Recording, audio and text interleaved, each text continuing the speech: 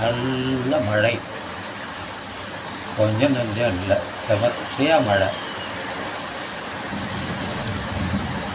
மின்னல் மின்னல் ஒரு பக்கம்,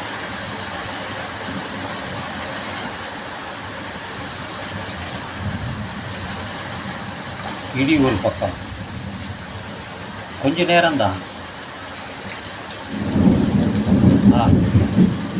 அடிக்குது, செமத்தியாக அடிக்குது, அடின்னு அடிக்குது.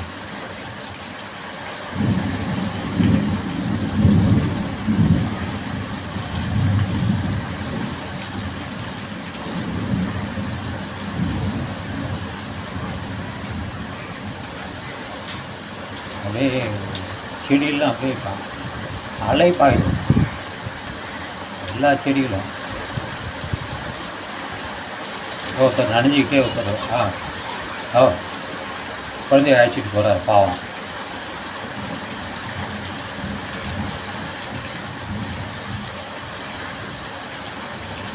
விட்டுடும். அதிகபட்சம் போனால் ஒரு அரை மணி நேரம் அடிக்கும்.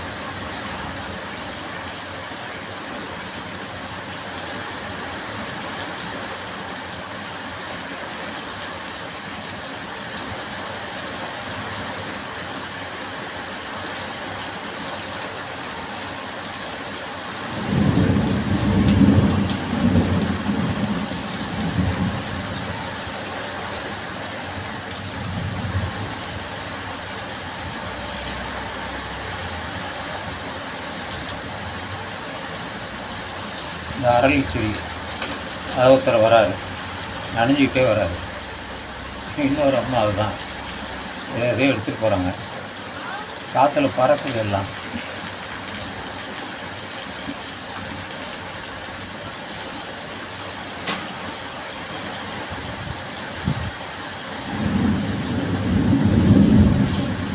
உருமுது, வானம் உருமுது.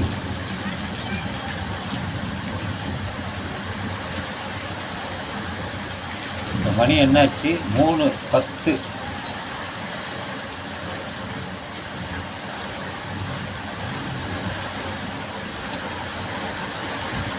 அப்பா, காற்றுனாலும் காற்று. ஐயோ ஐயோ ஐயோ ஐயோ.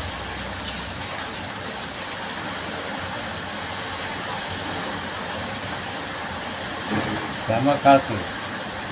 இதுதான் சொல்லுவாங்க, காற்றும் மழையும் சேர்ந்து அடிக்குதும்பாங்க. இயற்கை அதோட பவர்ஃபுல் வேறு எதுவுமே கிடையாது. நீங்கள் எதையோ நினைக்கிறீங்க, ஆனால் இதுக்கு முன்னாடி பாருங்கள், எல்லாம் ஓடிட்டீங்க. கொடை எவ்வளோ நேரம் உங்களை காப்பாற்றும்? கொஞ்சம் நேரம் தான். அப்புறம் அதுக்காக தான் வீடே கட்டி வைக்கிறாங்க, கொடையை கொடுத்து விடுறாங்க, மரத்துக்கு கீழே நிற்காதீங்கிறாங்க.